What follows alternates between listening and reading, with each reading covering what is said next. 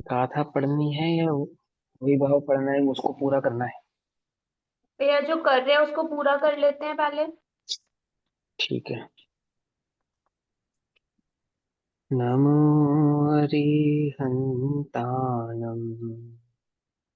नमो सिद्धाणं, नमो आयरीयाणम्, नमो वज्झायाणम्, नमो लोये सवसाहुणम्।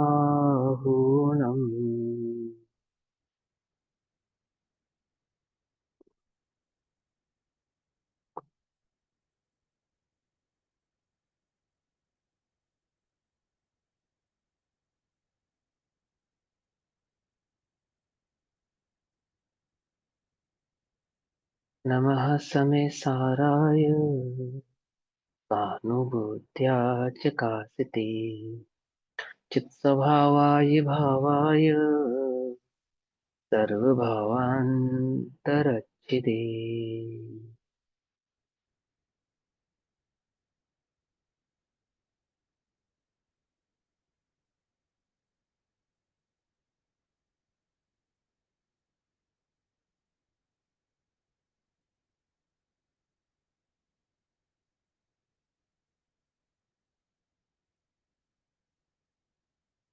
पिछली कक्षा में जहां तक हमने पर्यायों के स्वरूप को समझा था, है ना, उसी के संदर्भ में अभी स्थूल स्थूल भाव हम पर्याय के स्वरूप का समझ रहे हैं। ठीक। तो जितना हमने अभी तक समझा था उतना सभी को समझ में आ गया। और एक पेज मैंने आपको शेयर किया था, वो पढ़ा था आप सभी ने, है ना? पहले भी पढ़ा ही होगा आप लोगों ने, है ना? लेकिन वो चर्चा से प्रासंगिक होकर जब पढ़ते हैं उस भाव को, तो और ज्यादा वो समझ में आता है, और ज्यादा क्लियर होता है। तो क्या समझ में आया उस पेज को पढ़ने पर? आत्मानुभूति के संदर्भ में आचार्य कल पंडित टोडरमल जी आपसे क्या कहना चाहते हैं? कि आत्मानुभूति कहने में सिर्फ एकमात्र समय की होती है, लेकिन वो एक समय की नहीं होती है हाँ, जब लेकिन वो वहां पे अनुभव में कुछ और भाव आती है। बता रहे हैं। पंडित टोडरमल जी क्या समझा रहे हैं? पंडित टोडरमल जी ने आत्मानुभूति के संदर्भ में जो बात कही है उससे क्या समझ में आया आप लोगों को? वहां पे समयों की तो बात ही नहीं कि की। वो व्यंजन पर्याय है। अर्थ वो भी प्रत्यक्ष नहीं और पर्याय कहा, नहीं ऐसा है। भी नहीं कहा। परोक्ष की बात, प्रत्यक्ष और प्रत्यक्ष और परोक्ष। परोक्ष कहने की अपेक्षा बताई है। हाँ, प्रत्यक्ष और परोक्ष दो बातें कहने की अपेक्षा बताई, एक बात। और वहां प्रत्यक्ष भी छद्मस के ज्ञान का विषय हो रही है, और परोक्ष भी छद्मस के ज्ञान का विषय हो रही है। ये मूल बात समझो पहले, कि वहां प्रत्यक्ष और परोक्ष ऐसे दो भेद करे, दो भावों से समझाते हैं आत्मानुभूति को। और वो दोनों ही आत्मानुभूति जो निर्विकल्प है और सविकल्प है, तो निर्विकल्प भाव और सविकल्प भाव दोनों ही छद्मस के ज्ञान का विषय बन रहे हैं। ठीक है ना? और वहां निर्विकल्प अनुभूति किसको कहा?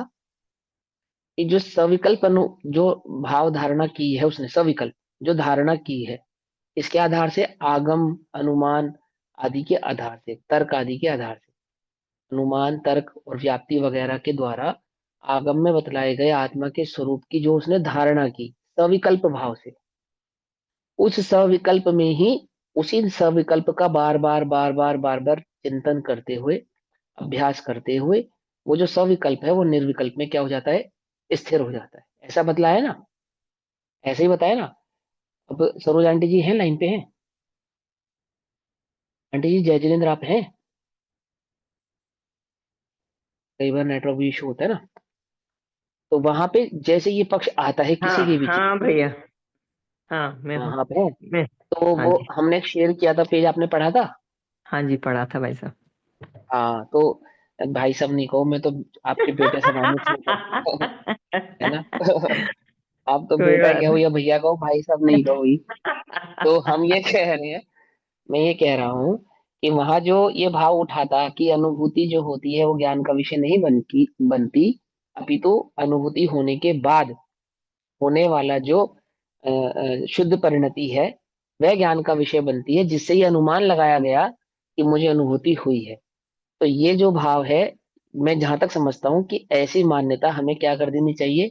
अपनी मान्यता से अलग कर देनी चाहिए, क्योंकि वहां पे स्पष्ट अनुभूति का ही विषय चल रहा है ना, उस हाँ उस जी। चिट्ठी में जो बतलाया गया है ना। और हाँ आपने जी। पढ़ा था आंटी जी, पढ़ा था उसको? हाँ जी, हाँ पढ़ा था। हाँ, तो बिल्कुल ऐसी धारणा नहीं रखना। आत्मा अनुभव में जानने में आया मतलब अनुभूति का विषय बनता है, एक बात। और दूसरा, किस प्रकार से बनता है कि वह छद्मस उस निर्विकल्प स्वयं संवेदन को अनुभूत करता है। आचार्य देव ने उसको कहा है अनुभूति प्रत्यक्ष। क्या कहा उसको? अनुभूति प्रत्यक्ष, स्वानुभव प्रत्यक्ष, ऐसा नाम दिया उसको।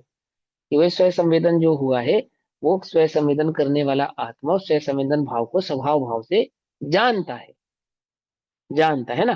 तो ये जानने वाली बात पे हम जोर बार बार क्यों दे रहे हैं? इसलिए जोर दे रहे हैं कि वो अर्थ पर्याय तो ज्ञान का विषय नहीं बनती, इसलिए अनुभूति अर्थ पर्याय का विषय नहीं है, समझे। और ज्ञान का विषय व्यंजन पर्याय बनती है, इसलिए अनुभूति व्यंजन पर्याय का विषय। अब इसको कहने से लाभ क्या होगा? उसको व्यंजन पर्याय कहने का तात्पर्य क्या है? उससे सिद्ध क्या करना चाहते, चाहे वो अर्थ हो चाहे वो व्यंजन हो। पर्याय की तो हमें दृष्टि नहीं करनी, हमें तो द्रव्य की दृष्टि करनी है। कि पर्याय के स्वरूप को समझकर, जब हम पर्याय के स्वरूप में गड़बड़ करेंगे ना समझने में, तो हम द्रव्य के स्वरूप में भी गड़बड़ करेंगे, समझ नहीं बात। अगर हम पर्याय के स्वरूप को सही नहीं समझेंगे, तो हमें द्रव्य का स्वरूप भी सही समझ में नहीं आएगा। क्यों? पर्याय का क्या काम है? द्रव्य को प्रकाशित करना। पर्याय का क्या काम है? द्रव्य के स्वरूप को बतलाना। ये द्रव्य आमुक द्रव्य किस प्रकार से कार्य करता है, इस आमुक द्रव्य का स्वभाव क्या है, ये आमुक जो जिस भी द्रव्य की हम बात कर रहे हैं उस पे उसके किस किस प्रकार के गुण किस किस प्रकार से परिणमित होते हैं, ये सब पर्यायों से ही जाना जाता है। और वहीं से नक्की किया जाता है ये आमुक द्रव्य। फॉर एग्जाम्पल, एक सूट बूट पहना के बढ़िया एकदम कोट टाइप पहना के शानदार, और मोची आपके सामने खड़ा कर दिया जाए, तो क्या आप उसके प्रोफेशन को पहचान पाएंगे? प्रोफेशन माने कार्य, नहीं पहचान सकते। आप कर्ता के कार्य, कर्ता को उसके कार्य से पहचानते हैं। जीव कर्ता है, ज्ञान कार्य है, इसलिए ज्ञान की धारणा से कर्ता यानी कि जीव की धारणा होती है, यानी ज्ञान स्वभाव को पहचानते हैं, तो जीव पहचानने में आता है। क्यों? क्योंकि हम कर्ता यानी कि जीव को पहचानते नहीं है। अगर कोई हमारे सामने सूट बूट पहना के मोची खड़ा कर देगा, हमें मालूम ही नहीं चलेगा मोची है। ये और बात है कि यदि हम उससे पहले से ही परिचित हों, तो हम भले ही ये जान सकते हैं कि ये मोची है। लेकिन जिसका हमें पहले से परिचय नहीं है, जिस द्रव्य का, जिस आत्मा का हमें पहले से परिचय नहीं है, जिस आत्मा को, जिस द्रव्य को हम पहले से जानते ही नहीं है, तो हमें कैसे मालूम चलेगा कि ये आत्मा है?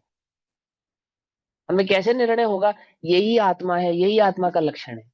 कि उसके कार्य से, क्या कार्य? उसका ज्ञान कार्य है। जो वर्तता हुआ वर्तमान में ज्ञान है, इस वर्तमान में वर्तते हुए ज्ञान की सिद्धि से ही उस आत्मा की सिद्धि होने वाली है। धुआं देखकर क्या होना है? अग्नि की सिद्धि होनी है। कुछ बात समझ में आ रही नहीं आ रही है? वो लाइन अगर आप पढ़ सको फिर से, अनुमान और तर्क वाली जो पंडित टोडरमल जी ने कही है, तो एक बार पढ़ के बताओ फटाफट जल्दी से, फिर हम आगे बढ़ेंगे। मैंने पेज शेयर किया हुआ ग्रुप पे ही, आप लोगों के उसको खोल के पढ़ दो फटाफट।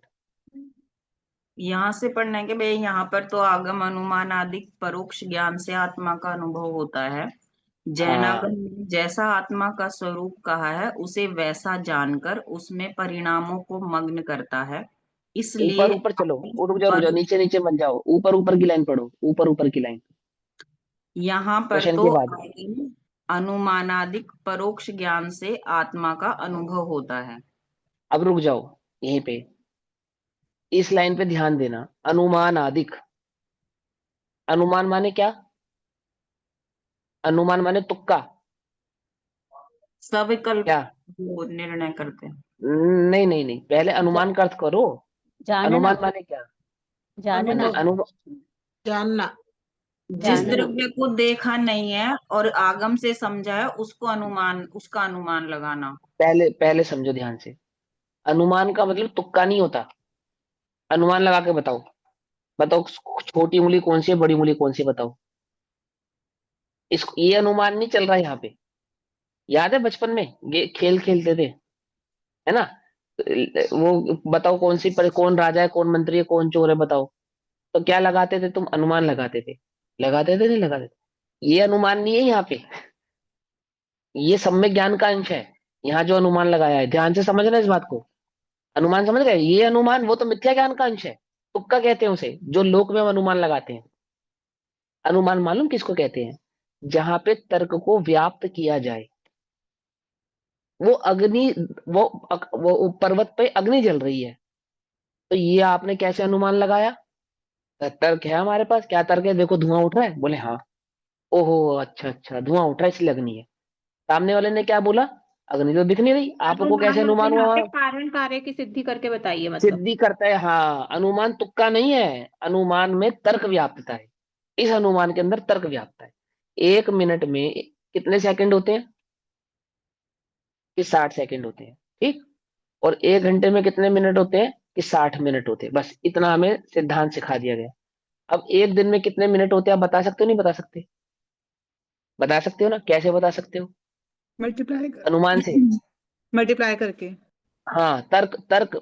उस अनुमान के अंदर जो आपने उत्तर दिया, उसके अंदर क्या व्याप्तता है? तर्क व्याप्तता है। यदि 1 घंटे में 60 मिनट है, तो 24 घंटे में इतने ही निश्चित मिनट होंगे। फोर ये फोर तर्क है हमारे पास। हाँ, हमने तर्क निकाल के दिया ना, समझना ध्यान से। तो आगम में जो अनुमान है, जो अनुमान कहा जा रहा है, वहां पे तर्क की व्याप्ति हो रही है। वो तुक्का नहीं है कि कोरा तुक्का है, हमने अनुमान से लगा लिया। हमें लगा वो मंद कषाय होती है ना, तो वो बस वो उसी का भेद होता होगा, ऐसा नहीं। ऐसा नहीं कि हमने चाहे अपने मन से जो भी अनुमानित कर लिया। वहां अनुमान का मतलब ये नहीं कि मुझे ऐसा लगा, मुझे ऐसा लगता है। ध्यान से समझना इन बातों को, बहुत ध्यान से। अनुमान का अर्थ ये नहीं होता कि मेरा अनुभव ऐसा कहता है। अनुमान का अर्थ क्या है वहां पे? वो जिसमें तर्क व्याप्तता है। आपको हमने थोड़ा बताया, अगला स्टेप आपने अपने आप निकाल लिया। कैसे निकाल लिया? कि आपने हमें 1 घंटे के मिनट निकालने सिखाए थे, तो हमने उसी सिद्धांत के आधार से 24 घंटे के मिनट निकालने सीख लिए। तो भैया इसका सिद्धांत कौन सा मतलब है अपने? हाँ, अनुमान में भी निश्चय व्याप्त है। बिल्कुल 101%। अनुमान माने तुक्का नहीं है। वहां अनुमान का मतलब ऐसा नहीं है कि मुझे ऐसा लगता है या मुझे ऐसा समझ में आया है। वहां अनुमान में सिद्धांत गर्भित होता है। क्या सिद्धांत जैसे गर्भित भैया किया अनुमान? 5वीं गाथा में भी आया ना, जो सामान्य धर्म है वो तो मतलब कि वचनों के गोचर है, और जो विशेष हाँ धर्म है उनका अनुमान कराया जाता है। हाँ, तो सामान्य से लगाया जाता ना। हमने सामान्य में जो सिद्धांत सीखा था, उनको हम विशेष के पे इम्प्लीमेंट करते हैं, अप्लाई करते हैं। पकड़ में बात? आपको यदि याद हो, अनुमान आदि ज्ञान के उदाहरण दिए जाते हैं। तर्क का उदाहरण, अनुमान का उदाहरण। तो अनुमान का क्या उदाहरण दिया गया? कि पर्वत पर धुआं उठता हो, है अनुमान ना? का ये बताया कि यत्र यत्र धूमस्ति तत्र तत्र अग्नि। अग्नि। अब बताओ, ये तर्क है या अनुमान है? बताओ। अनुमान है। तर्क तर्क है सहित ये। अनुमान है। तर्क सहित हाँ अनुमान है ये। हाँ, ये क्योंकि ऐसा अनुमान है। प्रत्यक्ष अग्नि प्रत्यक्ष तो नहीं है, नहीं लेकिन है। हमने धुआं देख के ये लगाया कि अग्नि है वहां हाँ, पे। तो उसमें क्या लगाया, क्या व्याप्त किया हमने उसके अंदर? तर्क व्याप्त किया। क्योंकि धुआं बिना अग्नि के होता नहीं है। अनुमान का अर्थ निकालना समझ में आया? तो अनुमान का ये कोई छल ग्रहण करे, क्या छल ग्रहण करे? कि भाई वो लिखा तो है आगम में अनुमान से लगाना, तो मैंने अनुमान से लगाया है, तो अनुमान के अंदर तर्क होना चाहिए। और वो तर्क कौन सा होना चाहिए? कौन जिसमें सा होना लक्षण, चाहिए? वो जिसमें तर्क कोई होना चाहिए। लक्षणाभास नहीं हो। हाँ, सैद्धांतिक तर्क कहे या उसको आगमिक तर्क कहे, या जो 3 लक्षणों से परे हो। कौन कौन से 3 लक्षण है उसमें? अतिव्याप्ति, अव्याप्ति और असंभवपना नहीं होना चाहिए। समझे? तो अब यही जीव है, मैं ही जीव हूं, यह अनुमान है। कैसे? क्योंकि मैं ज्ञान की सिद्धि कर रहा हूं, और ज्ञान जीव का लक्षण होने से, ये ज्ञान की सिद्धि से जीव की सिद्धि हो रही है। ये अनुमान। कुछ बात समझ में आई या नहीं समझ में आई?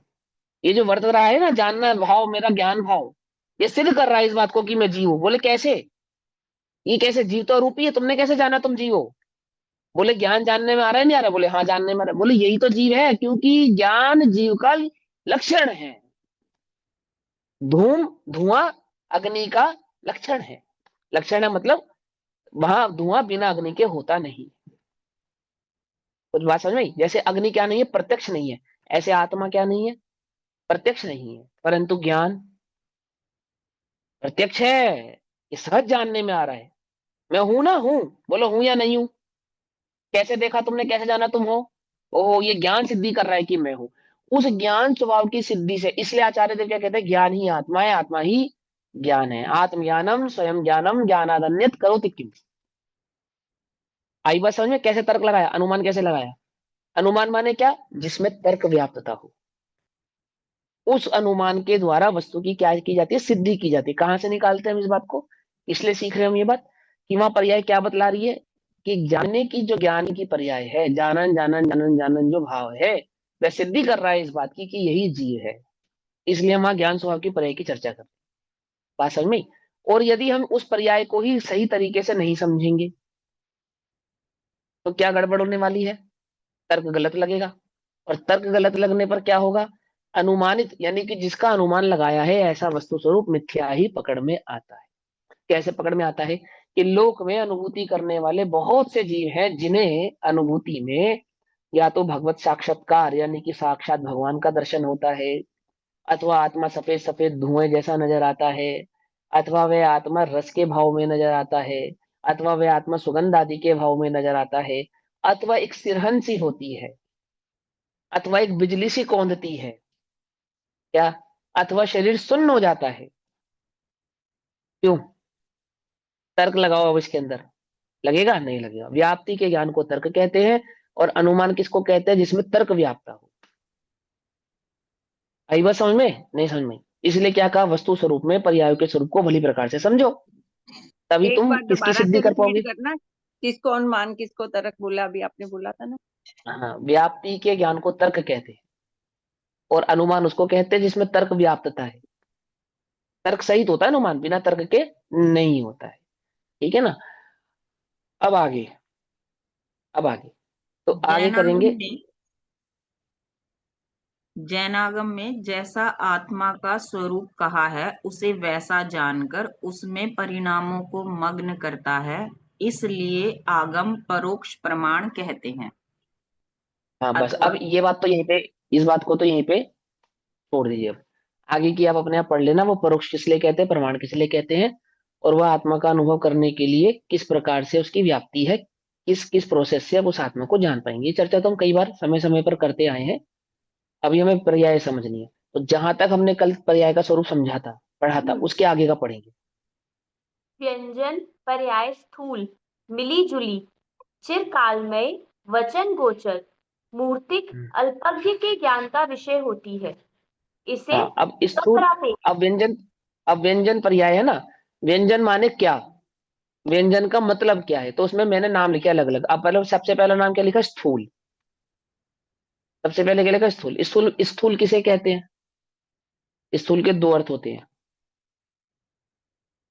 स्थूल के दो अर्थ होते हैं। पहला अर्थ क्या होता है? जो छद्मस्त के ज्ञान का विषय हो उसको स्थूल कहते हैं। ये मूल अर्थ है। ठीक है ना? और जो मुझे समझ में आ जाए उसको स्थूल समझना, जो मुझे समझ में ना आए तो वो सूक्ष्म समझना। बस खत्म बात। बातें समझ में ही नहीं समझ? एक तो क्या, जो छद्मस्त समझ सके उसको स्थूल कहते हैं। तो व्यंजन पर्याय कैसी है कि यदि छद्मस्त को समझाया जाए, या छद्मस्त जीव उसको समझना चाहे, जानना चाहे, तो उसको जान सकता है, उसको समझ सकता है। बात समझ में आई या नहीं आई? है ना? तो किस लिए क्या हो गई, वो स्थूल हो गई। एक बात, व्यंजन का एक अर्थ हो गया कि जो छद्मस के ज्ञान का विषय बन सके। दूसरा क्या है उसका अर्थ? मिली जुली। मिली जुली माने वो दो द्रव्यों के मिलने से भी हो सकती है, वो छह द्रव्यों के मिलने से भी हो सकती है, वो दो गुणों की मिली जुली भी हो सकती है। समझे नहीं समझे? दो गुणों की मिली जुली पर्याय भी व्यंजन पर्याय होती है। हैं? छह द्रव्य से मिली जुली मतलब? ये उंगली हिल रही है, इसमें कितने द्रव्य हैं? छह 6। द्रव्य। हाँ, बस सीधी सी बात है। ठीक है ना? तो छह द्रव्यों के साथ मिला जुला भाव, दो द्रव्यों के साथ मिला जुला भाव, या दो गुणों के साथ मिला जुला भाव, वो सब भी व्यंजन कहलाता है। क्योंकि दो गुणों की मिलीजुली पर्याय या अनंत गुणों की मिलीजुली पर्याय जरूरी नहीं छद्म से जान पाए। जैसे सिद्ध भगवान की सिद्ध अवस्था, अब बोलो छद्मस उसका अनुमान नहीं लगा सकता ना। अनुमान इंसेंस कि जैसा आगम में लिखा है वैसा जान लेगा, बस खत्म बात। आप उसको कल्पना करके जान पाओ तो ऐसा नहीं है। जो चित्र आप देखते हो ना सिद्ध भगवान के, वो सब काल्पनिक है। क्या है वो सब? काल्पनिक है। ऐसे थोड़ी है, वो कैसे होते हैं बताओ? कोई आकार निश्चित नहीं कर पाओगे आप वहां पे, भैया, लेकिन आकार होता है। हाँ लघु जी। जन सिद्धांत प्रवेशिका में कहा है कि प्रदेशत्व गुण की पर्याय को व्यंजन पर्याय कहते हैं। हाँ, उसको गलत यहाँ लिखा कैसे घटाएंगे? ये प्रदेशी है ना, आत्मा कितने प्रदेशी है? असंख्यात प्रदेशी। असंख्यात वो प्रदेशी। जो असंख्यात प्रदेशों का जो आकार है, क्योंकि प्रदेशत गुण की पर्याय का क्या मतलब होता है?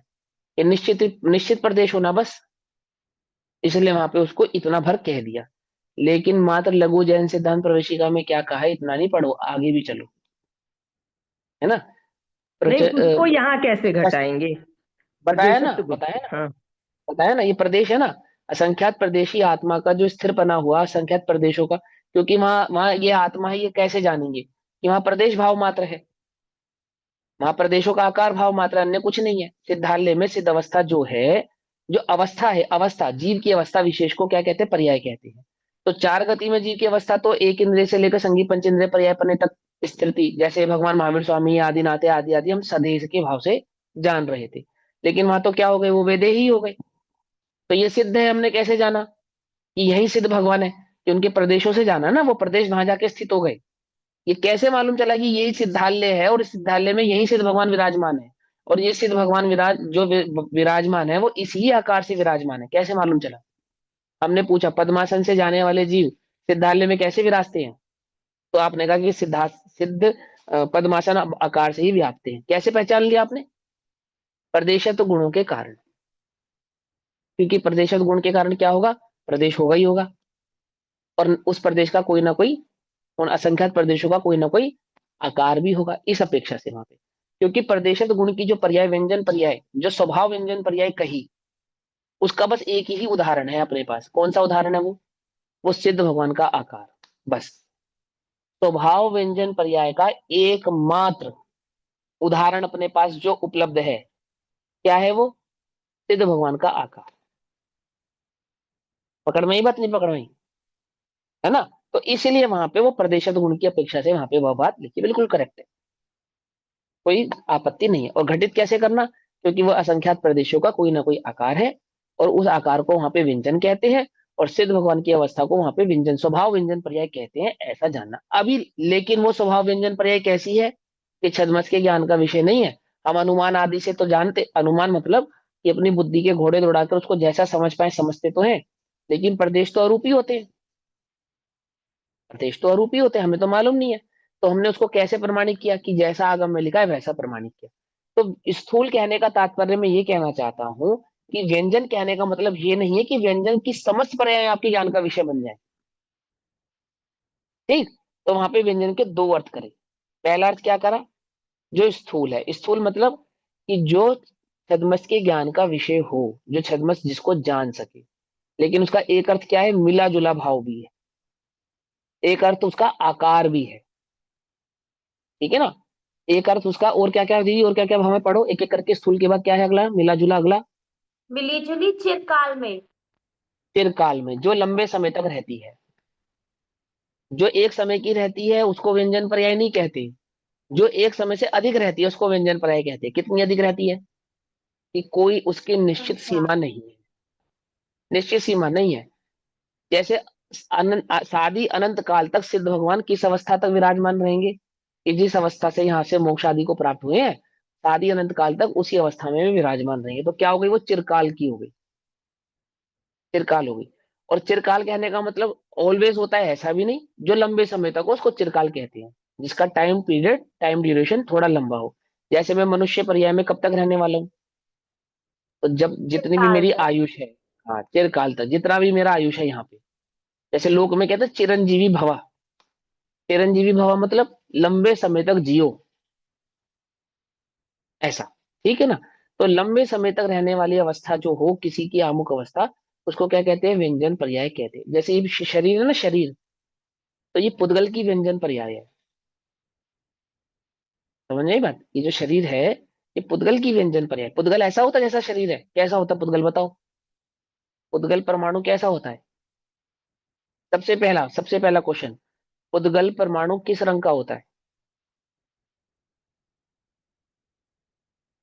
बोलो। स्क्वायर पुद्गल मोटे परमाणु का रंग, तो होगा ना उसका, कोई ना रंग तो है ही। रंग क्यों? कोई वर्ण रंग रंग नहीं नहीं, होता। वर्ण नहीं है उसके पास। अरे क्यों? वर्ण है उसके पुद्गल पास, गुण। ट्रांसपेरेंट। तो होता है, वर्ण पुद्गल तो है है ही ही। ना। ट्रांसपेरेंट। कोई ना कोई वर्ण अब तो ये है, तो हमारे ज्ञान का विषय नहीं है वो एक। हाँ, अब लेकिन तुम्हें इसके ऊपर थोड़ी रिसर्च करनी पड़ेगी, तब तुम्हें समझ में आएगा। अभी मैं ये रिसर्च का विषय बोलकर छोड़ देता हूँ, नहीं मिले तो मुझसे पूछना, मैं मत लाऊंगा। तो पुद्गल का कोई ना कोई रंग तो होगा, क्योंकि वर्ण गुण है उसका, है ना, बिना रंग के तो वो होगा नहीं। नहीं। अब उस रंग में क्या स्वभाव है, क्या विभाव है, वो आगे की हम चर्चा करेंगे। तो ये क्या है, शरीर क्या है, ये व्यंजन पर्याय है। ठीक है ना, क्योंकि ये एक तो अंशु भैया, छद्मस के फिर ज्ञान का विषय हो व्यंजन रही पर है। आए मतलब कि जैसे स्थूल है सूक्ष्म भी है, फिर जैसे हम सिद्धों का तो आकार जब कुछ ऐसे देख ही नहीं सकते। हाँ, सूक्ष्म है ना, उसमें सूक्ष्म भाव भी होता है, लेकिन वह सूक्ष्म भी कैसा सूक्ष्म है कि बस छद्मस की अपेक्षा से सूक्ष्म समझना उसको। वहां पे सूक्ष्म कहने का तात्पर्य बस इतना ही कि छद्मस की अपेक्षा से। और इस सूक्ष्म भी दो प्रकार के बतलाए ना मैंने। कुछ ऐसे सूक्ष्म हैं, जैसे मन पर्याय ज्ञान का विषय जो पर्याय होती है, मन पर्याय ज्ञान का विषय, वो कौन सी पर्याय होती है, अर्थ पर्याय होती है या व्यंजन पर्याय होती है? व्यंजन पर्याय। व्यंजन पर आए होगी। व्यंजन ठीक है। और वो स्थूल होती है या सूक्ष्म होती है? सूक्ष्म वो होती तो है। सूक्ष्म स्थूल होती होगी। है। सूक्ष्म। अब विचार करो। ठीक है ना, क्योंकि मन पर्याय ज्ञानी ही जान सकते हैं, इस अपेक्षा से तो सूक्ष्म है। लेकिन मन पर्याय ज्ञानी जो जो कि छद्मस है जान सकते हैं, इस अपेक्षा से स्थूल है। कुछ बात समझ में आई या नहीं समझ में आई? अवधि ज्ञान की मन, अपेक्षा सूक्ष्म है, और हाँ, उसकी अपेक्षा से केवली की सूक्ष्म अपेक्षा बहुत स्थूल है। है, स्थूल है। और नहीं, मन पर्याय ज्ञानी की अपेक्षा से भी स्थूल है, क्योंकि हाँ। मन पर्याय ज्ञानी तो जान पा रहा है ना, जो जान पा रहा है वो स्थूल छद्मस है ठीक ना। है। हाँ, छद्मस में दोनों अपेक्षा घटित होंगी ना। तो छद्मस में एक छद्मस की अपेक्षा से वो सूक्ष्म है, क्योंकि वह उसको जानने की योग्यता नहीं रखता। और जिसके पास उसको जानने की योग्यता, उसके लिए वो स्थूल हो गई।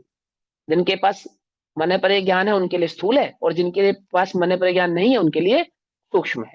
ऐसा ऐसा सूक्ष्म और स्थूलपना उसके अंदर है। कंफ्यूज नहीं होना, बहुत इजी है, एकदम सेट हो जाएगा यहाँ माइंड में चार्ट की तरह। बिल्कुल कोई कोई ऐसी बात नहीं है कि बड़ा मुश्किल लगे। बस तुम्हें क्या बैठाना है, क्या कहते हैं, जैसे मोती पहनाते ना माला में, तो मोती से मोती जोड़ना है बस, और कुछ नहीं करना। मोती से मोती जोड़ोगे, हार बन जाएगा। ठीक है ना। चलो, अब पर्याय के स्वरूप में दूसरा हो गया, स्थूल हो गया, मिली जुली हो गई।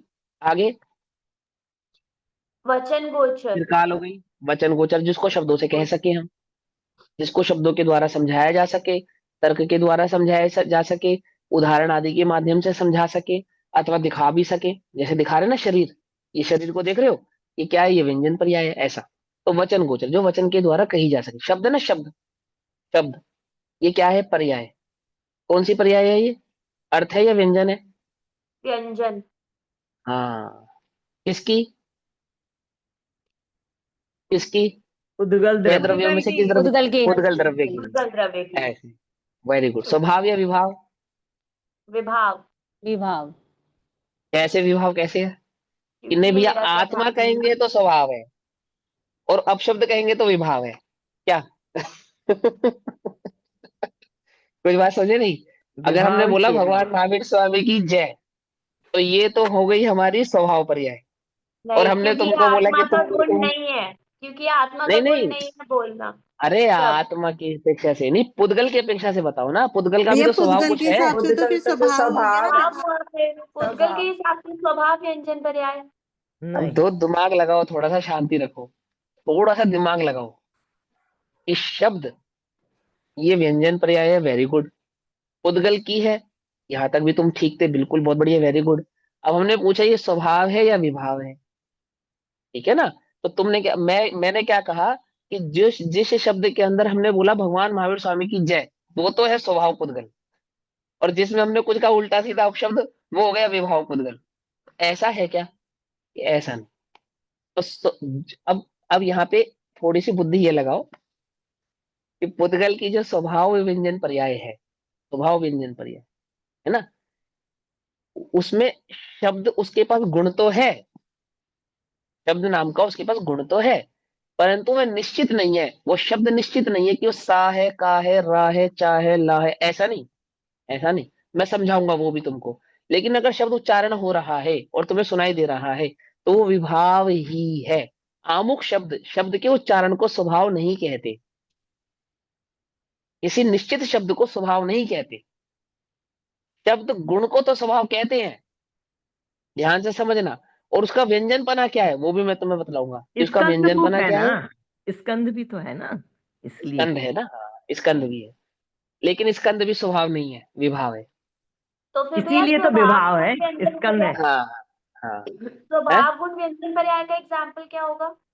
अभी बतलाएंगे ना, आगे आगे क्यों चल रहे हो, आराम आराम से सब बताऊंगा, घबरा क्यों रहे हो, तब समझा दूंगा।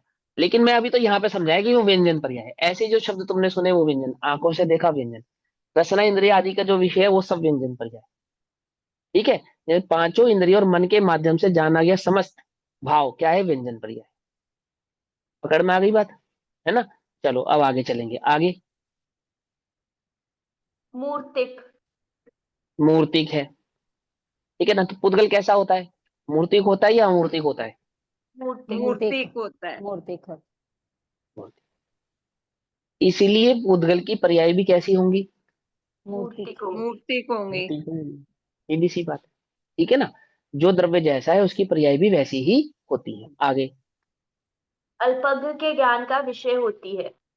हाँ, उसके लिए केवल ज्ञान का ही विषय बने ऐसा नहीं है, अल्पज्ञ के ज्ञान का भी वे विषय बन सकती है, बनती है। जैसे मैंने समझा ना, मन प्रिय ज्ञान का विषय, कुछ अवधि ज्ञान का विषय, कुछ मतिशुद्ध ज्ञान का विषय, इस प्रकार से जानी जाती है। कुछ पुद्गल की व्यंजन पर्याय ऐसी भी होती है, अथवा व्यंजन पर्याय ऐसी भी होती है जो छद्मस के ज्ञान का विषय नहीं होती। जैसे हमने सिद्धावस्था की बात की, है ना, वो मात्र केवल ज्ञान गम में ही होती है, अर्थात केवलियों के ज्ञान का ही विषय होती है। ठीक, तो भी हम व्यंजन पर्यायों में क्या तर्क लगाते हैं कि वो छद्मस्त को जितना समझाया जाए वो समझाई जा सकती है, इसलिए वहां पे क्या कहा, अल्पज्ञ के ज्ञान का विषय भी होती है। मतलब जितना मोक्ष मार्ग में जरूरत है व्यंजन पर्याय को स्वरूप को जानने की, वह सारी पर्याय मोक्ष मार्ग में अल्पज्ञ को समझाई जा सकती हैं, अल्पज्ञ द्वारा समझी जा सकती है, उनका विवेचन किया जा सकता है, इसलिए वहां पे वो छद्मस के ज्ञान का विषय है ऐसा कहा जाता है। चल, है ना, 100%। जो 100 की 100% जो पर्याय हैं व्यंजन पर्याय, वो छद्मस के ज्ञान का विषय होंगी ही होंगी, ऐसा नियम नहीं है, लेकिन होती है, तो इसलिए यहाँ पे ये लिखा अल्पज्ञ के ज्ञान का विषय भी होती है। चलो आगे। इसे स्वपरापेक्ष पर्याय भी कहते हैं। हाँ, व्यंजन पर्याय का एक दूसरा नाम है स्वापरापेक्ष पर्याय। नियम सारजी में जो स्वापरापेक्ष पर्याय आई है वो व्यंजन पर्याय का ही दूसरा नाम है। टीका, मूल टीका संस्कृत की जो आचार्य देव ने लिखी है, उस टीका में उसका पढ़ना आप, टीका में साफ लिखा है स्वापरापेक्ष पर्याय को व्यंजन पर्याय, एक अर्थ पर्याय और एक व्यंजन पर्याय। ठीक है, ऐसे दो प्रकार की पर्याय होती है। चलो नोट आगे। में लिखा हुआ है, फुट नोट में लिखा है वो व्यंजन नहीं, का। टीका में लिखा है।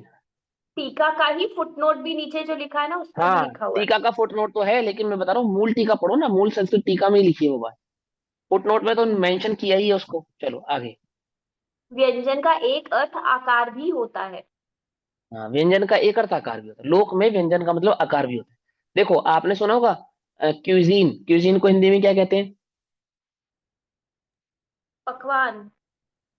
हाँ, और व्यंजन भी कहते हैं, पकवान उर्दू शब्द है, हाँ, व्यंजन। समझे, हिंदी शब्द व्यंजन है।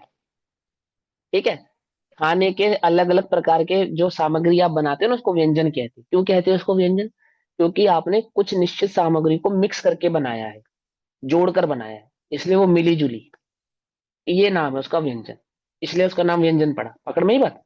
व्यंजन कहने का मतलब कोई खाने की चीज है ऐसा नहीं, व्यंजन कहने का मतलब है जो कुछ चीजों को जोड़कर या मिलाकर बनाया जाए, क्योंकि वो रूढ़ी शब्द है, व्यंजन खाने के संदर्भ में लोक में प्रसिद्ध हो गया, तो वो व्यंजन शब्द खाने के लिए युक्त किया जाता है। पर व्यंजन का जो शाब्दिक अर्थ होता है उसका मतलब होता है मिला जुला। और अंतिम बात क्या कही, जिसको आकार को भी व्यंजन कहते हैं, क्योंकि प्रदेशत गुण की पर्याय है ना, जैसा कि अभी आंटी जी ने बताया, अभी आंटी जी ने बताया ना कि वो प्रदेशत गुण की पर्याय, तो प्रदेशत गुण की पर्याय होने के कारण क्या है, आकार का मतलब भी व्यंजन होता है। और वहां भैया सिद्धाकार व्यंजन, आकार की अपेक्षा, व्यंजन वो हिंदी के भी व्यंजन हैं, वो भी शब्दों से मिलके बनते हैं, स्वरों से, हाँ जो है ना, हिंदी में, हाँ इसलिए उन्हें व्याकरण में व्यंजन एक कहते व्यंजन, हैं।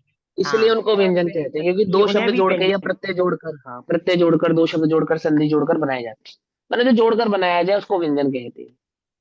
सिंपल सी भैया बात है। मुझे स्वाप्रापेक्ष पर्याय का समझ नहीं आया, आपने क्या बताया था? व्यंजन होता है स्वापरापेक्ष पर्याय, व्यंजन पर्याय को ही कहते हैं, ये कहा, बस अच्छा और क्या तो कहा। ठीक है। नहीं, हम ठीक है। जैसे सापेक्ष पर्याय लेते हैं ना कि जो परसापेक्ष है, सापेक्ष हो जाती है। मुझे ये मतलब ऐसे लगा कि हाँ चलो कोई बात नहीं, यहाँ पे बस इतना ही है कि व्यंजन पर्याय कहते हैं उसको, इससे अधिक कुछ नहीं। चलो अब आगे पढ़ो। समस्त द्रव्यों में पाए जाने वाले अगुरु लघुत्व गुण के अनंत अविभागी प्रतिच्छेदों में होने वाली निरंतर षट हानि षट वृद्धि रूप परिणमन को स्वभाव गुण द्रव्य अर्थ पर्याय कहते हैं।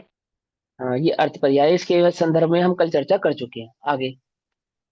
मिथ्यात्व, कषाय, राग, द्वेष, पुण्य व पाप, ये 6 द्रव्य गुण विभाव अर्थ पर्याय हैं। हाँ अब ये द्रव्य गुण विभाव अर्थ पर्याय कौन कौन सी कही? मिथ्यात्व, मिथ्यात्व, राग, कषाय, द्वेष। हाँ मिथ्यात्व, कषाय, राग, द्वेष, कषाय, पुण्य और पाप, पुण्य छह। और पाप। क्या है ये? अर्थ पर्याय है। अर्थ पर्याय, अब आपने कहा अर्थ पर्याय तो क्या होती है? छद्मस के ज्ञान का विषय ही नहीं होती है ना। और यहाँ पे आपने अर्थ पर्याय को क्या कहा? राग को क्या कहा? अर्थ पर्याय कहा। तो राग तो हमें जानने में आ रहा है, द्वेष तो हमें जानने में आ रहा है, कषाय तो हमें जानने में आती है, पुण्य पाप तो हमें समझ में आते हैं। कि जो राग द्वेष कषाय आदि भाव तुम्हें जानने में आते हैं, ये वास्तव में अर्थ पर्याय नहीं है। समझे? जो तुम्हारे जानने में आ रहे हैं, जो तुम्हें जानने में आते हैं, ये तो बहुत स्थूल राग भाव है, बहुत स्थूल द्वेष भाव है, बहुत स्थूल पुण्य अथवा पाप का भाव है। जैसे कोई द्रव्य लिंगी को रागी या द्वेषी कह सकता है? बोलो। द्रव्य लिंगी को क्या बोलोगे आप? रागी बोलोगे, द्वेषी बोलोगे या वीतरागी बोलोगे? बोलो। वो स्वयं भी झांकना चाहे ना अपने मन में, तो राग द्वेष को पकड़ पाएगा या नहीं पकड़ पाएगा? बोलो। नहीं पकड़ पकड़ पाएगा, पाएगा। वास्तव में नहीं पकड़ पाएगा, नहीं पकड़ पाएगा, यही तो समझा रहे हैं। क्योंकि शुक्ल शुक्ल लेख्या का इतने मंद रूप परिणाम वहां पे वर्तता है उसको, इतना तीव्र मंद, इतना मंदतर परिणाम उसको वर्तता है, इतना मंदतर कि वहां उस भाव, वहां उसका उद्वेग ही नहीं। अरे हम कह रहे जब शरीर पे खाल उतारी गई और उस पर नमक मिर्च लगा दी गई और मन में विकार उसके उत्पन्न नहीं हुआ, और आप कह रहे हो कि वो पकड़ पाएगा अपने द्वेष को, और आगम कहता है वो द्वेषी है। अनंतानुबंधी का बोलो। भी नाश नहीं हुआ इसलिए। नहीं हुआ। तो क्या है कि वहां पे जो चारित्र आदि गुण है, आत्मा का जो चारित्र गुण है, वो चारित्र गुण का जो परिणमन हो रहा है सूक्ष्म भाव से, वो कैसा है? वो विकार रूप में, यानी कि वो जो चारित्र आत्मा का चारित्र भाव है, वो अभी कैसा नहीं हुआ है? सम्यक रूप नहीं हुआ है। भले ही उत्तर कषाय, यानी कि जो बड़ी हुई कषाय होती हैं, जो हमारे ज्ञान का विषय बनती है, ऐसी पर्याय उत्पन्न नहीं हो रही है। कैसी? जैसे हमारे ज्ञान का विषय बन पाए ऐसी। ध्यान रखना ध्यान से, है ना। तो भी वहां पे जो चारित्र का परिणमन है, वो कैसा है? विभाव रूप ही है, वो इतना सूक्ष्म है। एक बात, वहां पे राग द्वेष, मिथ्यात्व, पुण्य पाप, इन भावों को, 6 भावों को क्या माना गया? अर्थ, द्रव्य, अर्थ, व्यंजन, द्रव्य, अर्थ, पर्याय, गुण, द्रव्य, गुण, अर्थ, द्रव्य पर्याय। गुण तो द्रव्य गुण, विभाव अर्थ पर्याय। हाँ द्रव्य गुण विभाव अर्थ पर्याय। तो अब इनके थोड़े थोड़े से अर्थ समझ लो। विभाव इसलिए कहा क्योंकि वो जीव का स्वभाव नहीं है। राग द्वेष पुण्य पाप मिथ्यात्व और कषाय, ये जीव का स्वभाव नहीं है, इसलिए तो क्या हो गई? ये विभाव हो गई। और ये 6 की 6 द्रव्य को भी कही आपने, गुण गुण को भी कही। ऐसा क्यों कहा? क्योंकि चारित्र के राग भाव प्रकट होने पर, प्रवर्तने पर, पूरे द्रव्य को ही रागी ऐसा कहा जाता है। ये जो 6 पर्याय है ना, 6 पर्याय, ये 6, ये जो 6 अर्थ पर्याय हैं, विभाव अर्थ पर्याय, ये कैसी है कि ये पूरे द्रव्य का आंकलन करने वाली है। जैसे एक गुण में राग भाव से प्रवृत्ति होने पर भी पूरे द्रव्य को रागी कहा जाएगा। जैसे केवल ज्ञान प्रकट होने पर एक ज्ञान गुण को केवल ज्ञानी कहेंगे या पूरे आत्मा को केवल ज्ञानी कहेंगे? समझे ना। सम्यक दर्शन तो श्रद्धा का गुण है, सम्यक दर्शन तो श्रद्धा का गुण है, और श्रद्धा के गुण के सम्यक दर्शन होने पर भी पूरे जीव को सम्यक दृष्टि ऐसा कहते हैं। कहते नहीं कहते? ऐसे ही राग रूप, जो जो राग का भाव है चित्त में, आत्मा के साथ जो विभाव भाव है राग का, उसके कारण, उस अर्थ पर्याय के कारण, उस एक गुण की अर्थ पर्याय के कारण पूरे द्रव्य को रागी, पूरे द्रव्य को द्वेषी, पूरे द्रव्य को पापी, पूरे द्रव्य को पुण्यात्मा, पूरे द्रव्य को मिथ्या दृष्टि। एक इंद्रिय क्या है? मिथ्या दृष्टि है, सम्यक दृष्टि है? एक मिथ्या इंद्रिय, दृष्टि। मिथ्या दृष्टि। हाँ मिथ्या दृष्टि क्या नहीं भैया, मिथ्या दृष्टि कैसी बातें कर रहे हो? उसका चारित्र गुण, उसका श्रद्धा गुण मात्र मिथ्या दृष्टि है, बाकी कुछ मिथ्या दृष्टि नहीं है, ऐसा कहोगे? नहीं, नहीं। ऐसा नहीं कहेंगे, ऐसा नहीं कहेंगे, समझे नहीं समझे? इसलिए वहां पे अर्थ पर्याय को क्या कहा? वहां पे द्रव्य अर्थ विभाव पर्याय, द्रव्य अर्थ विभाव अर्थ, सॉरी, द्रव्य गुण द्रव्य विभाव गुण अर्थ पर्याय, विभाव विभाव अर्थ पर्याय है ना। तो द्रव्य गुण विभाव अर्थ पर्याय, क्योंकि वहां है तो वास्तव में राग द्वेष चारित्र गुण की पर्याय, मिथ्यात्व श्रद्धा गुण की पर्याय, और पुण्य पाप आदि वो चारित्र और श्रद्धा गुण के आधार से ही, मतलब श्रद्धा गुण को मिथ्यात्व में डालो, बाकी चारित्र गुण की पर्याय है। लेकिन इन दोनों की अपेक्षा से पूरे द्रव्य को ही ऐसा ही आकलन किया जाएगा, पूरे द्रव्य को ही रागी कहा जाएगा, पूरे द्रव्य को ही द्वेषी कहा जाएगा। आप ऐसा नहीं कह सकते कि ज्ञान तो सम्यक है। जैसे जैसे फॉर एग्जाम्पल, अभी हम लोग आगम की चर्चा कर रहे हैं, आप हमसे आगम के संदर्भ में कोई प्रश्न पूछेंगे या हम आपसे पूछेंगे, और आप आगम के आधार से ही उत्तर दे देंगे, आपके मन में भी वही उत्तर चल रहा है। आपसे पूछा जाए कि आपको इस बात पे विश्वास है, तो आप बोलेंगे हाँ मुझे पूरा विश्वास है। बिल्कुल ऐसा ही है ना। यानी कि सम्यक दर्शन प्रकट होने से पूर्व जो मिथ्या दृष्टि की अवस्था है वो कैसी है, कि उसका पूरा श्रद्धान ज्ञान स्वभाव से आगम के ऊपर उसने अपने को केंद्रित किया है, फिर भी उसको सम्यक दर्शन प्रकट नहीं हुआ है। ऐसे जीव के ज्ञान को, मात्र ज्ञान को सम्यक ज्ञान कहेंगे या मिथ्या ज्ञान कहेंगे? जब सम्यक दर्शन प्रकट नहीं मिथ्या हुआ है ज्ञान, तो मिथ्या ज्ञान है। मिथ्या ज्ञान है। मैं जीव हूं, मैं ऐसा कह रहा हूं, मेरा ये ज्ञान सम्यक ज्ञान है या मिथ्या ज्ञान है? मिथ्या मैं है। आत्मा हूं, ये सम्यक ज्ञान है या मिथ्या ज्ञान है? मिथ्या ज्ञान। मिथ्या ही है। सोच समझ के बोलो, कैसी बात बोल रहे हो? मैं आत्मा नहीं हूं, ये मिथ्या बात है। लेकिन सम्यक दर्शन नहीं ना हुआ हाँ, तो कि मैं आत्मा हूं ये बात भले ही सही है, लेकिन तो भी आपका ये ज्ञान मिथ्या ज्ञान है। पकड़ में आई बात, नहीं पकड़ में आई? क्यों? क्योंकि एक गुण विभाव रूप परिणमित होने से पूरा द्रव्य ही विभाव रूप परिणमित है। पकड़ में आई बात, नहीं पकड़ में आई? वहां पे एक गुण को सम्यक और एक गुण को मिथ्या, आप ऐसा नहीं कह सकते। एक गुण के विभाव भाव होने पर संपूर्ण द्रव्य का विभाव वहां पे स्वीकार करना पड़ता है। इसलिए ये क्या है? गुण द्रव्य अर्थ पर्याय। कौन सी? व्यंजन। व्यंजन क्यों कहा? विभाव व्यंजन क्यों कहा इसको? क्योंकि ये कर्म की स्थूल है। उपाधि से मिलकर बना है। नहीं, क्यों मिली है, मिली जुली है, स्वाभाविक नहीं है ना। स्वभाव किसको कहते हैं? जिसमें मिलावट नहीं होती। विभाव किसको कहते हैं? जिसमें मिलावट होती है। समझ नहीं बात?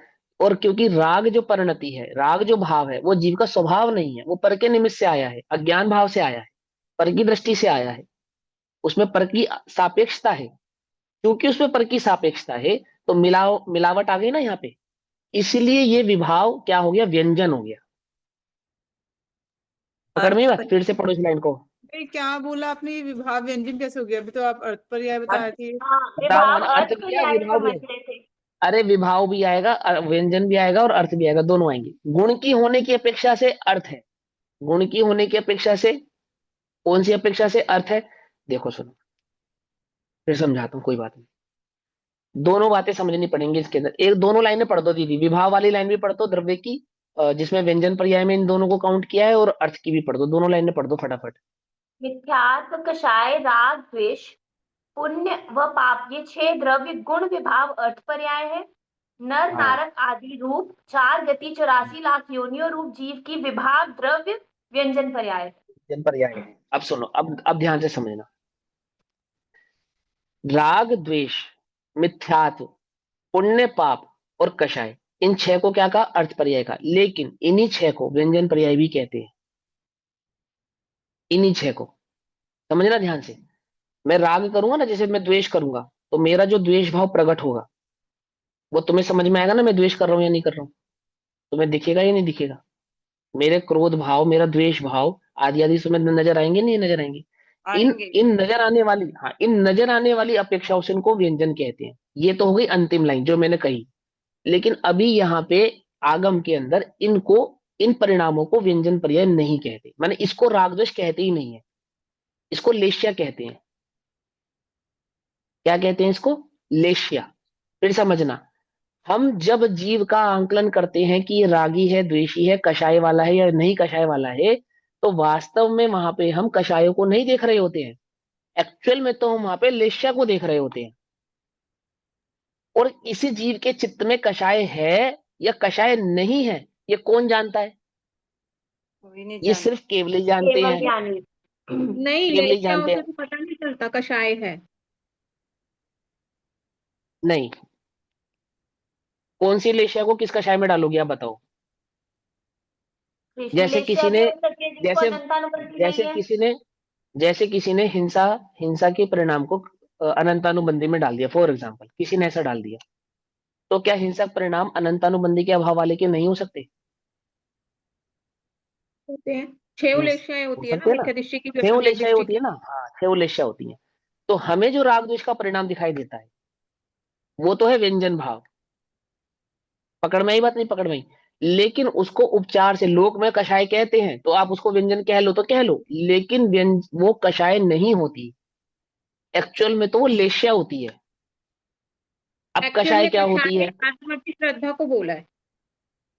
इसको बोला है? एक्चुअल में जो कषाय कहते हैं आत्मा की श्रद्धा को कहते हैं, मतलब नहीं, आत्मा का श्रद्धा तो आत्मा का आत्मश्रद्धा। गुण है। अनंतानुबंधी प्रत्याख्यान अप्रत्याख्यान और संजलन को कहते हैं कषाय। ठीक है ना, अभी ध्यान से समझना। जैसे द्रव्यलिंगी कौन सी कषाय वाला दिखाई देगा हमको? संजलन कषाय वाला दिखाई देगा, लेकिन उसको कषाय कौन सी है? अनंतानुबंधी। अनंतानुबंधी।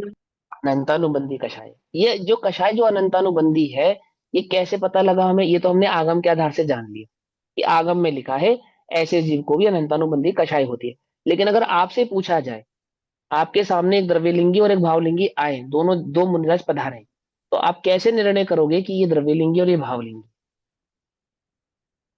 आप नहीं कैसे कर समझ में सकते आएगा? परिणामों को आप नहीं कर देखते तो। सकते। नहीं कर नहीं कर सकते ना। सकते। क्यों नहीं कर सकते आप? क्योंकि छद्मस के ज्ञान का विषय लेश्या बनती है, और जो लेश्या होती है वो व्यंजन होती है। आई बस समझे? और हम उन व्यंजन राग द्वेष आदि परिणामों को किसी अपेक्षा से व्यंजन पर्याय कह देते हैं। बात समझ में आ रही है नहीं आ रही है? ये सर के ऊपर से जा रही है। अब जो मूल मूल परिणति, जो मूल राग है, जो मूल द्वेष है, जो मूल मिथ्यात्व है, जो मूल पुण्य है, जो मूल पाप है, और जो मूल कषाय है, ये जो 6 भाव हैं, मूलतः मूलतः ये कहाँ है? ये कहाँ है कि ये अर्थ पर्यायों के भेद हैं। ये व्यंजन पर्यायों के भेद नहीं है। अर्थ पर्यायों के भेद है मतलब छद्मस्त के ज्ञान का विषय नहीं है। आई बात समझ में या नहीं समझ में आई? ये रागी है या ये द्वेषी है, ये जो तुम निर्णय करते हो, ये लेश्याओं से निर्णय करते हो, कषायों से निर्णय नहीं करते। ये तो मैं फिर नहीं कह रहा भैया हूँ, ये एक्चुअल में तो फिर ये व्यंजन पर्याय हुई ही नहीं है, तो सिर्फ ये हाँ, अर्थ पर्याय है। तो मैंने दोनों बातें बोली ना कि वहां पे इस प्रकार का कथन भी मिले तो कंफ्यूज मत होना, कंफ्यूज मत होना। इसकी बेसिक भाव को समझ के रखना, मूल बात को समझ के रखना। जैसे हमने कहा ना, मैंने क्या क्वेश्चन उठाया कि हमें तो राग द्वेष हमारे जानने में आ तो रहे हैं भैया, आप रागी हो, ये द्वेषी है, और ये क्रोधी है, ये कषाय वाला, ये मिथ्या दृष्टि, ये समय, या ये पुण्य कर रहा है, ये पाप कर रहा है। ये जो देह आदि के माध्यम से पाप और पुण्य की क्रियाएं होती है। जैसे फॉर एक एग्जांपल और देता हूँ, 7वें 8वें 9वें 10वें गुण स्थानों में जो मुनिराज होते हैं, उनकी प्रवृत्ति को पाप कहेंगे या पुण्य कहेंगे? अब आप कहोगे ना शुभ कहेंगे ना शुभ कहेंगे, उनको तो वीतराग कहेंगे। ठीक है ना। लेकिन 100% वीतराग होती है क्या, ये बताओ? पहला नहीं। क्वेश्चन तो यही है। हाँ, नहीं, 100% वो तो वीतराग केवल नहीं होती है। ज्ञान होने पे होगी। हाँ, 100% तो वीतराग नहीं है। तो जितनी जितनी वीतराग है, कितनी कितनी वीतराग है कि जितनी जितनी कषाय का अभाव है, उतनी उतनी तो वीतराग है। अब बाकी जो बची है वो शुभ है या अशुभ है?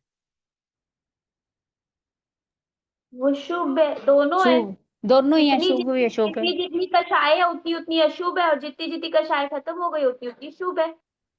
अब देखो उसमें क्या है कि मुख्यता मात्र शुभ की, अशुभ की मुख्यता नहीं है। ठीक।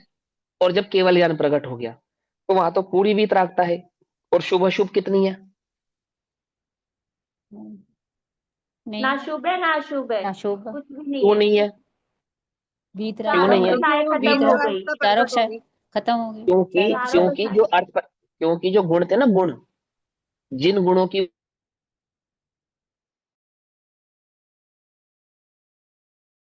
तो केवल ज्ञान प्रकट होने के बाद जो स्वभाव रूप परिणमन होने लगा, तो वहां पे क्या हो गया कि जो 6 पर्याय थी विभाव से अर्थ में, वो सारी की सारी क्या हो गई? खत्म हो गई। और उन 6 पर्यायों का क्या से परिणमन होने लगा? स्वभाव रूप परिणमन होने लगा। तो स्वभाव रूप परिणमन उन 6 की 6 पर्यायों का किस भाव से होता है? वीतराग भाव से होता है। पाप का भी वीतराग भाव से, पुण्य का भी वीतराग भाव से, कषाय का भी वीतराग भाव से, मिथ्यात का तो सम्यक दर्शन के आधार से ही हो ही गया। और क्या बचा? कषायादि भाव जो बचे, मतलब जो बचा पाप पुण्य कषाय मिथ्यात राग और द्वेष। तो राग द्वेष मिथ्यात्वादी जितने भी परिणाम थे 6 के 6, वो कैसे हो गए? वीतरागता में कन्वर्ट हो गए। अब वीतरागता का मतलब हो गया स्वभाव में कन्वर्ट हो गए। वो जो 6 की 6 पर्याय थी कैसे परिणमने लगी? स्वभाव रूप परिणमित होने लगी। अब हमने क्वेश्चन पूछा कि जो केवल ज्ञानी भगवान है, उनको शुभ अशुभ में से क्या है? क्या आप बोलोगे ना शुभ है ना शुभ है? तो जब वो 12वें गुण स्थान में थे, जब वो 10वें गुण स्थान में थे और 12वें गुण स्थान में थे, तब उनको शुभ या शुभ था? नहीं हाँ था। हाँ हाँ, अरे हाँ। कैसे नहीं था? 12वें गुण स्थान तक तो रहेगा ही ना। जब तक संतुलन छदमस्त कषाय रहेंगे है तब तो तक शुभ रहेगा, शुभ तो होएगा ही। अबुद्धि होएगा ही पूर्वक। होगा। अबुद्धि पूर्वक। तो वो अबुद्धि पूर्वक होने पर भी कहाँ है? अर्थ पर्यायों में। कुछ बात समझ में आ रही है? नहीं, वहां राग द्वेष है या नहीं है? मुनिराजों मतलब में राग द्वेष है या नहीं है? वो उनके ज्ञान का विषय भी संजलन नहीं बनते जो 12वें गुण बनेगी स्थान नहीं, पे है। हाँ। उन हाँ, नहीं बनेगी। संजलन राग द्वेष है। हाँ, संजलन राग द्वेष है। संजलन पुण्य पाप भी है। संजलन कषाय भी है। और वहां सत्ता मिथ्यात्व का में है। सम्यक में कन्वर्जन तो हो चुका है। हाँ, सत्ता में है ना, सत्ता तो वो में अर्थ है। पर्यायों का, तो उसका परिणमन भी हो रहा है वहां पे। खाली सत्ता में पड़ी है ऐसी, ऐसा नहीं है, परिणमन भी हो रहा है। तो थोड़ा सा समझने वाली बात है कि अर्थ पर्यायों में जो गुणों की अपेक्षा से अर्थ पर्याय होती हैं, उन पे पूरे द्रव्य का आरोप भी आता है। यानी कि एक गुण के मिथ्यात रूप होने पर पूरे द्रव्य को मिथ्या दृष्टि, एक गुण में राग द्वेष होने पर पूरे द्रव्य को रागी द्वेषी, और पाप पुण्य की प्रवृत्ति होने पर पूरे द्रव्य को पापी या पुण्य आत्मा ऐसा कहते हैं। इसलिए यहां पर जो गुण द्रव्य अर्थ विभाव पर्याय कही है, वो क्यों कही है? कि उन्हीं पर्यायों को गुण की भी कहा और उन्हीं पर्यायों को द्रव्य की भी कहा, क्योंकि गुणों के परिणमन के आधार से द्रव्य पर भी ऐसे आरोप आते हैं। पकड़ में आ गई बात? भैया, हाँ, जो बोलो। संचलन कषाय के जो रह गए हैं, सत्ता में पड़े हुए हैं, उनका जो परिणमन हो रहा है वो अपकर्षण उत्कर्षण और संक्रमण रूपी होगा ना। वो उत्कर्षण अपकर्षण संक्रमण आदि, ये सब अर्थ पर्यायों का काम नहीं है, ये तो पुद्गल का काम है, ये पुद्गल में हो रहा है, ये जीव के अर्थ अच्छा। पर्यायों में नहीं हो रहा। अच्छा, तो फिर परिणमन क्या ठीक हो है रहा ना? है वहां पे? आपने बोला ना कि देखो, संचलन कषाय रूप जो पड़े हुए हैं अंदर हमारे हाँ हाँ, गुण, तो उनका क्या उनका विभाग? वो सत्ता में है, और उस हम्म। गुण को पूरी तरीके से स्वभाव रूप परिणमने नहीं दे रहे, बस इतनी सी बात। द्रव्य जैसे कर्मों ज्ञान में पूर्ण, होता है भैया, उत्कर्षण अपकर्षण और संक्रमण सब द्रव्य कर्मों में होता है। हाँ, वही तो बोला मैंने, वो तो सब पुद्गल का है, जीव का नहीं है। क्योंकि द्रव्य कर्म का है इसलिए वो पुद्गल का है। और जीव का क्या है? तो वहां पे क्या हो रहा है कि जीव का, अगर जीव ज्ञान का स्वभाव भाव से परिणमित हो, संपूर्ण भाव से, अथवा श्रद्धा संपूर्ण भाव से परिणमित हो, अथवा चारित्र संपूर्ण भाव से परिणमित हो, तो कैसा परिणमित होगा? कि अनंत भाव लिए हुए परिणमित होगा। चारित्र कैसा है? अनंत चारित्र है। तो चारित्र गुण में अनंतता क्यों नहीं आ पा रही है? ज्ञान गुण में अनंतता क्यों नहीं आ पा रही है? श्रद्धा गुण में जो अनंतता परमावगाढ़ सम्यकपना होना चाहिए, वो क्यों नहीं आ पा रहा है? क्योंकि वहां पे कुछ ना कुछ विभाव अभी बाकी है। वो विभाव जो बाकी है, वो किसका परिचायक है? कि वो राग द्वेष मिथ्यात्व नहीं भी होने पर कषाय आदि जो आदि परिणाम है, उनका वो परिचायक है अर्थ पर्यायों में। अभी बात समझ में आई या नहीं समझ में आई? समझ में आ रही हाँ, है? वो विभाव, उसको क्या कहा? विभाव अर्थ पर्याय। अर्थ पर्याय क्या कहा? अर्थ पर्याय, ध्यान से रखना, क्योंकि वो एक गुण की अपेक्षा से परिणमित होने वाली है। एक बात, एक बात है ना। और वो विभाव है क्योंकि जीव का स्वभाव नहीं है, दूसरी बात। और तीसरी बात, उसको द्रव्य का क्यों कहते हैं? क्योंकि उस परिणमन के आधार से पूरे द्रव्य पे वैसा आरोप लगता है। जैसे एक मिथ्यात्व रूप परिणमित होने पर पूरे द्रव्य को मिथ्या दृष्टि ऐसा कहते हैं। इसलिए वहां पे लाइन क्या बनी? पढ़ो पढ़ो, लाइन क्या बनी? द्रव्य गुण मिथ्यात्व विभाव अर्थ पर्याय। कषाय राग द्वेष पुण्य पाप, ये 6 द्रव्य गुण विभाव अर्थ पर्याय है। अर्थ पर्याय, द्रव्य की भी गुणों की भी विभाव अर्थ पर्याय। इसको आप द्रव्य की विभाव पर्याय भी कह सकते हो, और और आप गुणों की इसे भी। गुणों की भी विभाव अर्थ भैया, पर्याय कह सकते हो। जब हम एक हाँ, गुण की अपेक्षा लेंगे तो वो गुण तो विभाव अर्थ, अर्थ तो पर्याय हो गुण, गई। हाँ, अगर हम पूरे उस द्रव्य को पूरा ही अगर हमने जैसे कह दिया ये आत्मा पूरा रागी द्वेषी मिथ्या दृष्टि है ना, तो ये पूरा द्रव्य गुण द्रव्य विभाव अर्थ पर्याय। विभाव अर्थ पर्याय हो जाएगी, ठीक है ना। ये जो राग द्वेष की परिणति अभी हम अपने को समझ में आती है, ये भी है, लेकिन ये वास्तविक राग द्वेष नहीं है। जो अंतर में जो विभाव रूप से परिणमन हुआ है, श्रद्धा आदि में बैठा है, वो विभाव है, मूल विभाव। ये लेश्य है। आपका टोटल फोकस किस पे है कि मैं राग नहीं करूंगा, तो क्या लेश्या नहीं पे। करोगे? लेश्या। हाँ, आपने जैसे कहा कि अब मैं आगे से अब तुमसे किसी से द्वेष नहीं करूंगा, तो क्या नहीं करोगे वो आप द्वेष के नाम पे? भाई मन वचन काया की प्रवृत्ति बदल लोगे, सीधी सी बात है। होना तो चाहिए था स्वभाव में स्थिरता, तो ही ऐसा हो सकता है कि आप द्वेष रूप ना परिणमे। और स्वभाव में स्थिर हुए बिना कोई कहता है कि मैंने द्वेष को जीत लिया, तो कैसे जीत लिया भाई तूने? नहीं जीत सकता ना। पकड़ में ही नहीं, पकड़ में, क्योंकि वहां पे अर्थ पर्यायों में स्वभावपना प्रकट होना चाहिए, तो यहाँ पे माना जाएगा कि प्रकट हुआ है, अन्यथा माना नहीं जाएगा। कहा तो जा सकता है, कहने में तो कोई आपत्ति नहीं, कुछ भी कहो, होगा नहीं, होगा नहीं। समझ में आई बात, नहीं समझ में आई? तो क्या समझ कहते में हैं, ये आई, छल ग्रहण लेकिन नहीं यहाँ पे करना। एक पॉइंट और है, यहाँ पे एक पॉइंट और ऐड कर सकते हैं ना कि ये 1 से 12वें क्या? गुण स्थान तक के जो छद्मस्त होते हैं उनकी अबुद्धि पूर्वक की जो चलता है अंदर राग द्वेष मिथ्यात्व कषाय। ये देखो, इसमें पॉइंट ऐड करने की जरूरत नहीं है, क्योंकि जितना भी विभाव भाव है वो सब छद्मस्त का ही है। नहीं, एक तो अबुद्धि पूर्वक हुआ, एक बुद्धि पूर्वक जो अपने ज्ञान का विषय हमें जो हम जिसे हम लेश्य का नाम दे रहे हैं वो तो व्यंजन में चला हाँ गया। हाँ, और जो यहाँ पे डालने अबुद्धि की आवश्यकता पूर्वक है, नहीं है, जो डालने की अबुद्धि आवश्यकता पूर्वक नहीं है, है।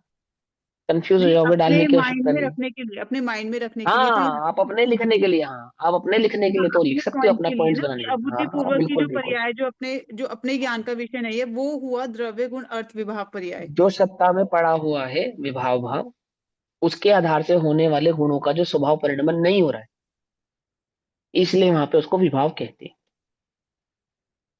समझ में, ये बात नहीं समझ में? इसलिए कहते हैं। हम भी तो सवाल करते हैं ना, कई बार हम क्या सवाल करते हैं, ऐसा कैसे हो सकता है कि उसको वो आत्मा की चर्चा कर रहा है, उसने 9 अंग 11 पूर्व भी पढ़े हैं, उससे अगर हम सम्यक दर्शन का स्वरूप समझेंगे तो वो बिल्कुल ऐसा ही बताएगा जैसा आगम में लिखा है। वो 28 मूल गुणों का निर्विचार पालन भी कर रहे हैं, उन्हें उन्हें उन्हें पर की किसी की इच्छा नहीं है, देह को भी अपना नहीं मान रहे हैं, फिर भी उन्हें सम्यक दर्शन नहीं हुआ, ऐसे कैसे हो सकता है? या उनको धर्म का स्वरूप नहीं समझा, ऐसे कैसे हो सकता है? आप कैसे कह सकते हो कि उनको अनंतानुबंधी है? कितना मुश्किल है ये स्वीकार करना।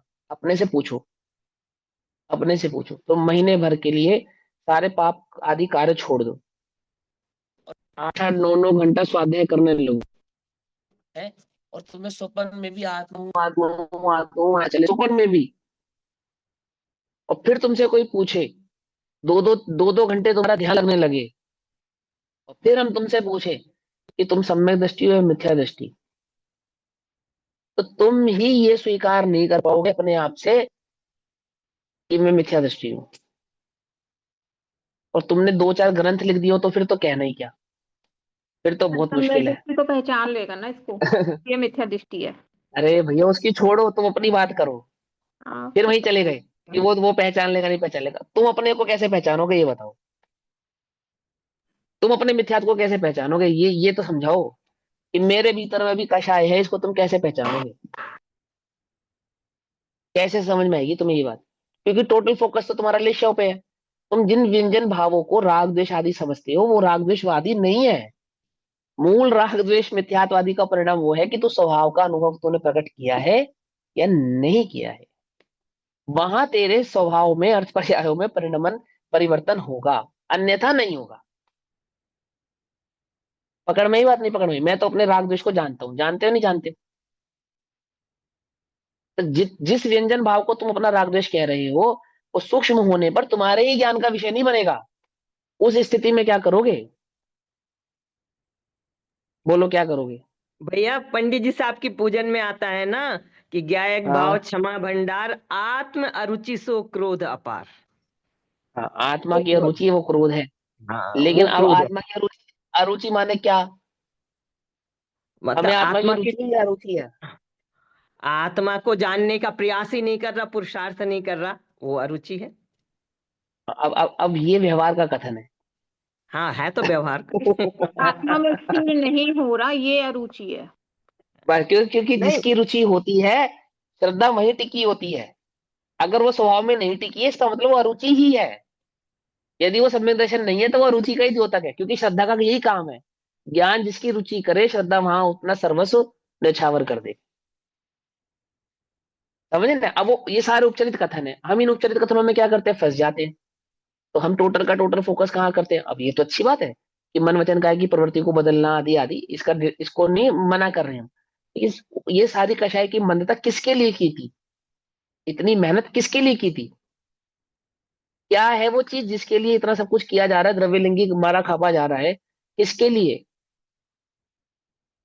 किसके लिए? वो गायब है, उसको कहते हैं दृष्टि का विषय, वो गायब है। और वो कैसा है? वो सहज है बिल्कुल, जाग तो जीवों है, वो तो है ये सहज ज्ञान ज्ञान ज्ञान ज्ञान, जहां से उस द्रव्य को पकड़ना था उसकी तरफ तो दृष्टि ही नहीं की। आई बात समझ में? नहीं समझ में आई? समझ में आ गई बात? अच्छी बात है, चलो समझ में आ गई। तो अभी तो समय भी हो गया, ठीक है ना? बाकी जो है चर्चा वो हम कल करेंगे। तब तक के लिए सभी को जय जिनेन्द्र। ओम नमः सिद्धेभ्यः।